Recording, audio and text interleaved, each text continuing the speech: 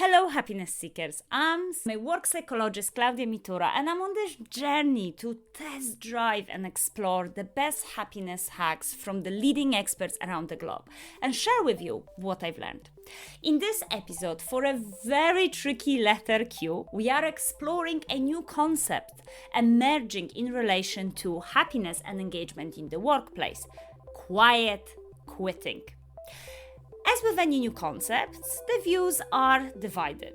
For some, quiet quitting is all about not going an extra mile and therefore disengaging at work, whilst for others, it's about setting healthy boundaries. To find out more about quiet quitting, I have invited to the show Elle Whitehead-Smith, who is a content specialist at the Happiness Index. Elle has spent the last 2 years absorbing all the information about the HR work she can get her hands on. She's lucky enough to work with experts in organizational behaviour, neuroscience and business psychology, as well as having access to the Happiness Index unique data and research. And that means that Elle has always an interesting story to tell. The Happiness Index helps organizations measure the key employee engagement and happiness drivers to power their people strategy. So hope you'll enjoy this episode on quiet quitting. And remember, if you are after some scientific tips on happiness, head to www.nhappiness.co.uk to sign up for my free email course. Welcome to Quiet Quitting and Happiness. See you there.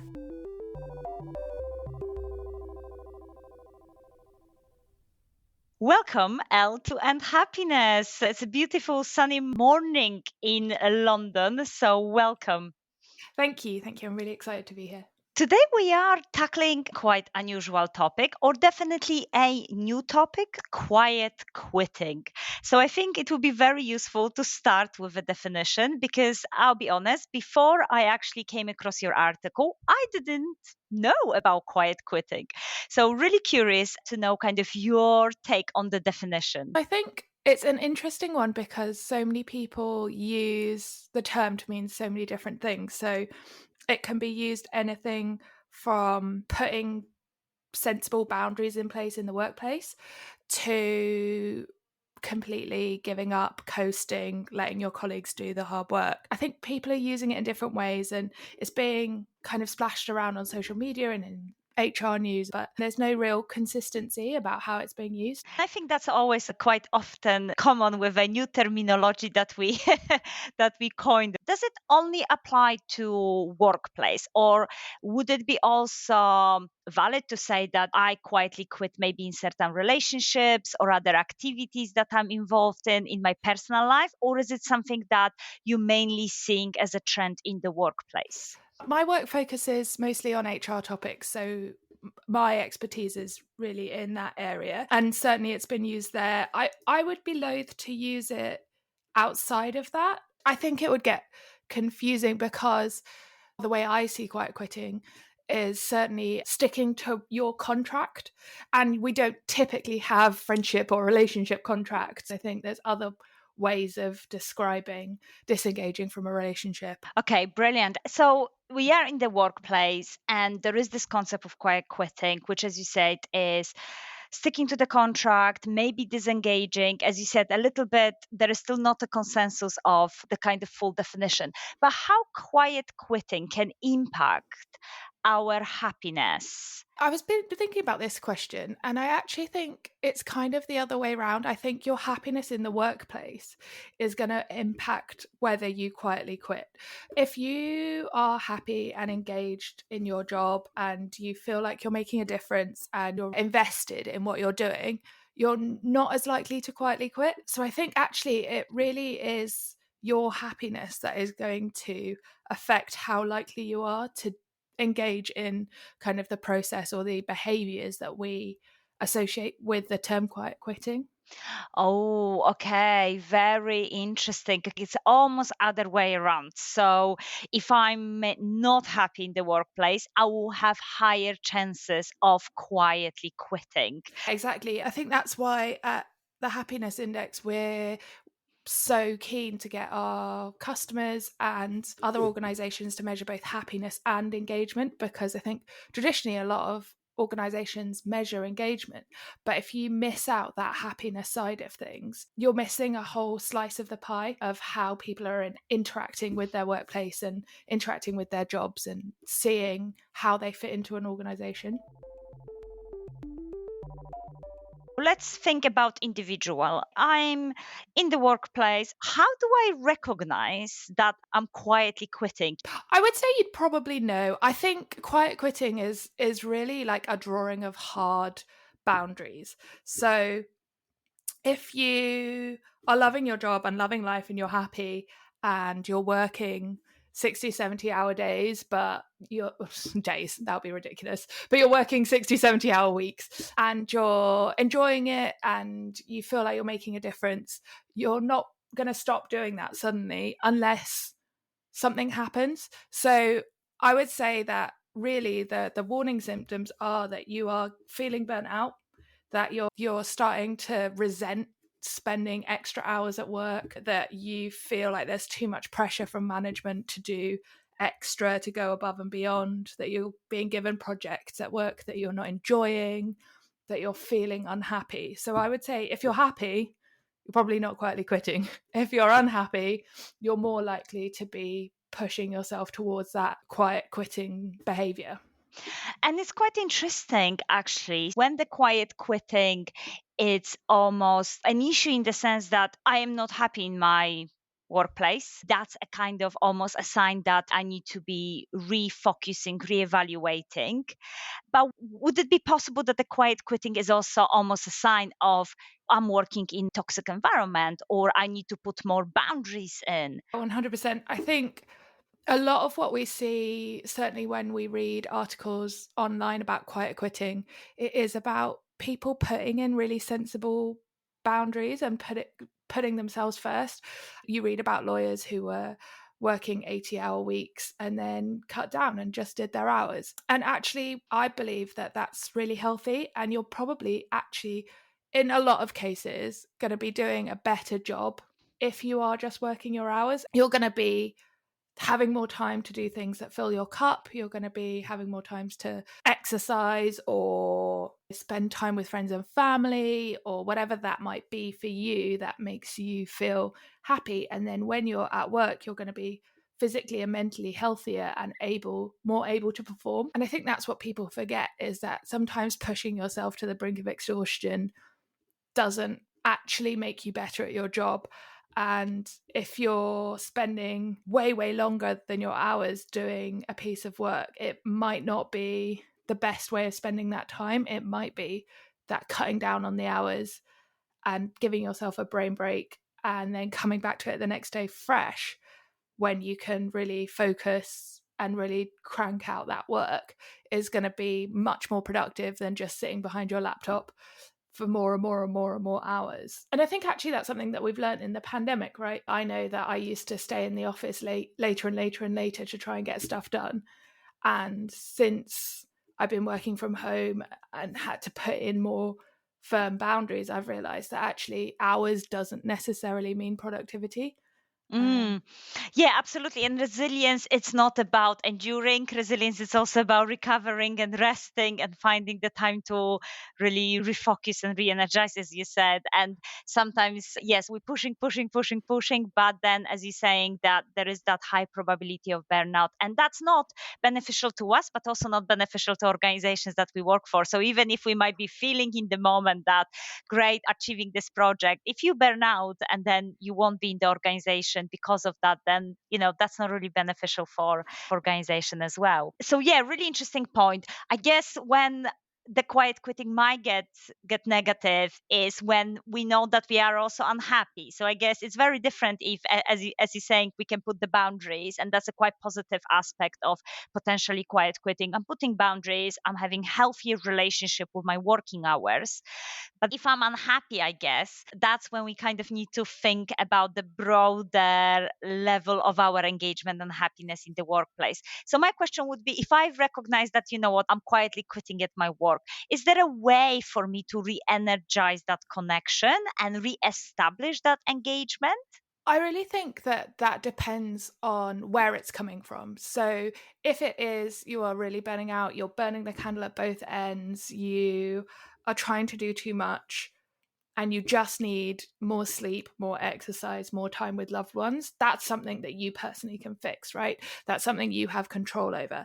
If it's because you feel like you're not being challenged in your workplace and you can go to your manager and you feel comfortable going to your manager and saying, look, these projects aren't challenging me. Is there anything I can do? Or I've seen this project that's going on. I want to be involved. Or I've seen that this is happening. How can I apply my skills to that? If these things are in your control, then yeah, 100% you can re-engage yourself. But I think very often it's actually more structural, and you kind of mentioned toxic workplaces, but I think it doesn't have to be so far that it's toxic, but it could be that you're not feeling engaged with the mission of your organization.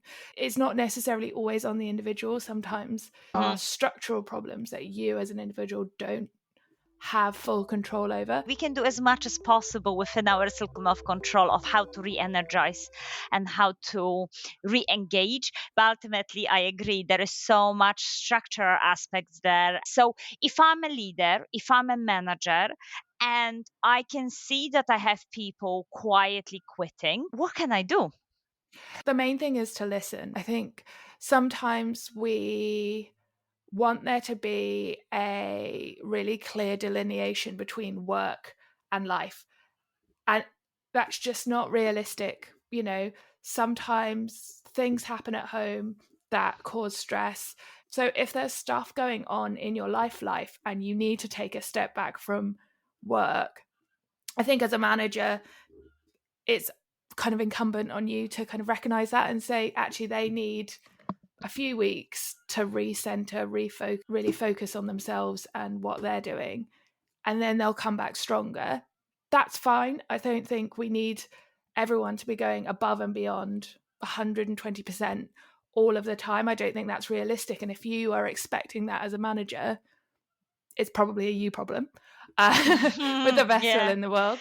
Yeah, that's true. I think that's really, really interesting that the quiet quitting is not something, I guess, that is potentially fixed.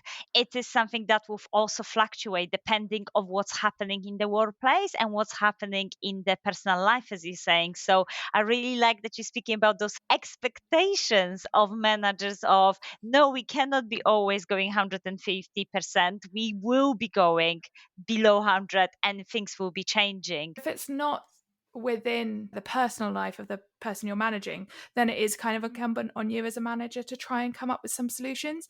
And that might be that will really depend on the individual. And I think that's when you really need to listen to the person you're managing and come up with a solution that works for them. So if they're saying they're not feeling stretched enough, you might want to look for some learning opportunities or new projects for them to work with, or take them into some new departments or whatever it might be. Or if it's because they're really struggling to work with certain individuals, what can you do to ameliorate those relationships? What can you do to take a little bit off their plate, even if it's just they have too much work and they can't get it done in the hours that they're contracted to work? How can you relieve some pressure? How can you take some deadlines off them? So I think it will really depend on what's causing the quiet quitting, and that's where listening is really important, and using your one-to-ones and any feedback you get from 360 reviews, really thoroughly using that information that you have. Brilliant. Thinking first and foremost about the causes of the quiet quitting and then acting upon that with a specific solution if there is a solution. But sometimes it might be that courageous conversation with someone as well, which I think is really, really interesting and really important. Okay, so we've learning quite a lot in terms of the quiet quitting, what it is, how can we re-energize ourselves in the workplace, but also if we are leaders and managers, what is it specifically that we can do? Any other practical tips or anything additionally that you would like to share with listeners around quiet quitting? The thing is to remember that it doesn't have to be super negative. Having those boundaries is actually positive, and you can make a positive difference. And I think in today's society, it can sometimes feel like work has to be everything to you. It has to be your personality. It has to be everything you do. And you notice if you go to parties and people, one of the first questions they'll ask you if they don't know you is, oh, what do you do? And by that, they mean, what job is it that you have? Not what is it that makes you tick? What is it that makes you excited? What is it that makes you happy? And so I think actually making sure that you have stuff outside of work that's bringing you joy, that's fulfilling you and filling that cup back up. Yes, obviously your work is probably 8 hours a day, 5 days a week. That's a large chunk of your time, but it's not all of your time and it's not all of you.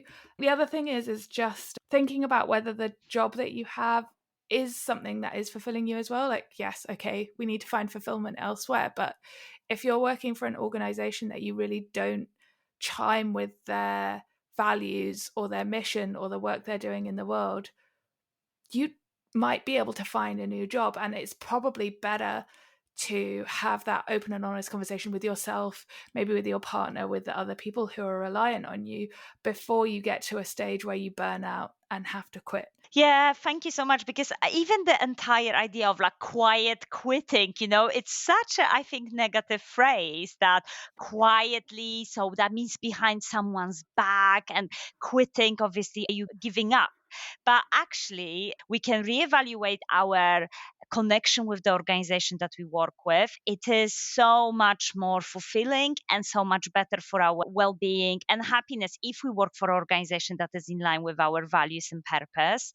It allows us to have that perspective of, what other fulfillment do I have in my life, and am I reaching a good work-life fit? Because I personally agree as well. I think it's very traditional view to say that, oh, the work should be everything. Happiness can come in so many different forms. And yes, of course, we want to be productive and contribute to our organizations and make the impact in the world. But ultimately, it's also about our well-being. It's also about the relationships. It's also about other skill set that we can use outside of work. So quiet quitting could be really positive. I guess that's the big conclusion here that we've got to. Yeah, and I think boundaries are always good, even if you do love your job and you are putting in crazy hours and you're loving everything. Maybe it might be worth reevaluating that before you feel like you need to quietly quit, and thinking about whether whether it's actually a healthy and sustainable way of working as well. It's a marathon rather than a sprint. So it's ultimately, yes, it's very good to reevaluate that, and also remember that, as we already also mentioned, that things will change. And sometimes, I guess, it's okay to accept that this is the time I'm in. I may be going towards that quietly quitting. Why is that? And then maybe we have opportunity to re-energize. So I think I like the fact that, Elle, you have such a holistic approach towards quietly quitting rather than just seeing in a very rigid way. That's the thing, is we're all humans, right? We all have positive and negative emotions. We're not going to approach every day the same. We're not going to approach every season of life the same. And something that we could do when we were in our 20s, we might not be able to do when we're in our 30s or 40s or whatever it might be. So life changes and we're humans. And I think sometimes, particularly in the current ways of working, we still have this kind of industrial age mentality where essentially we're trying to treat ourselves and people in the workplace like machinery, or we expect someone to churn out the exact same product every single day without making any mistakes and without having any faults. And even machinery breaks sometimes, and we're people. We have to accept that, sometimes you're going to have a slow day, sometimes you're going to have a good day, sometimes you're going to have a day where you're really not feeling work, and the next day you'll be back on it. So treating ourselves like humans and treating the people we work with like humans as well. And that's the thing, if you're managing someone and you're like, oh, they didn't take on this extra project that I feel like they would usually take on, or I noticed they've been finishing at 5 o'clock the last couple of days, maybe it's just a temporary thing. Maybe it isn't that they're quietly quitting. Maybe they just need, maybe they're feeling a little under the weather. Very, very interesting though, Ellie. You know, if my direct reports don't finish at 5 o'clock, I send them home. So this is quite, I'm on the opposite spectrum. Why are you here? It's literally after 5, you know, what's going on that you have to be staying longer. So yeah, quite interesting. As you say, we can have kind of different mentalities there, and definitely, yes, I agree. We're just humans, and we should just really think about that and have that self-compassion towards ourselves as well. I think sometimes we put ourselves under lots of pressure. Thank you so much, Elle. This is a podcast about happiness, so I always finish an episode with asking my guests what makes them happy, just because, you know, it's always nice to see, and we get so many different responses, what brings people joy. And I know that this is a very, very big question, but I just wanted to know what makes you happy. There's a lot of things that make me happy. I really love curling up with a good book and a cup of tea. I think if I dig down into it, really what makes me happy is learning new things. So I love having really good conversations with interesting people. I love reading a really good book that makes me think about something differently, or watching a documentary, or whatever it might be. I like broadening my horizons in that way. So, but yeah, tea does always help. Brilliant. So the tea is the winner. And you know what? The ordinary moments are, as one of our listeners said, a pinnacle of happiness. And I think the tea definitely is the pinnacle of happiness for many of us. Oh, brilliant. Thank you so much, Elle, for coming to the show. I really appreciate. And again, thank you for such a fresh perspective on quiet quitting. I was very much confused when I came to this episode myself of what is quiet quitting, because I've been seeing so many opposing views on social media and in the press. So thank you so much again for amazing perspective. No problem. Thank you so much for having me. It's been really fun. Thank you again, Elle, for that fresh perspective. Really, I think several times Elle mentioned the importance of setting healthy boundaries in the workplace to boost our happiness outside of work. So I have for you 3 tips for setting boundaries. 1, start with an assertive language, such as I want, I need, or I expect. So I definitely notice that the clearly are expressed of what I'm truly after, the higher chances are that actually colleagues in the workplace will support me. I guess assuming that others will guess or know what we want is quite unfair and unrealistic. So just be very clear. For example, I need more time to complete this project. I expect that you will support me with my questions. Second tip, don't apologize for setting boundaries. I am so guilty of saying I'm sorry so often, but actually the moment we start apologizing for what we need, then others may misunderstood that our boundaries are changeable. So we really need to stop saying I'm sorry to let you down, I'm so sorry but I cannot, but actually simply say on this occasion I'm not able to help and this is why. And the third one is putting the right conditions in place. So sometimes we cannot say no to all the requests that we're receiving at work. That's fine, but we can put right conditions for things to happen. That is, I start using I can if statements that create the right conditions to fulfill other people's requests. So for instance, I would say things like, I can complete this by today if I'm not required to attend the meeting in the afternoon. What do you think? In that case, we're negotiating the time, the space, and the resources to complete extra requests that we might be receiving. Thank you so much for listening. I hope to see you in the next episode where I'll be diving into the listening space. It is a new approach to listening to yourself and others that can be powerfully transformative. Hope to see you there hope to see you at the next episode of Reflection and Happiness. Bye! And remember, I dare you to be happy.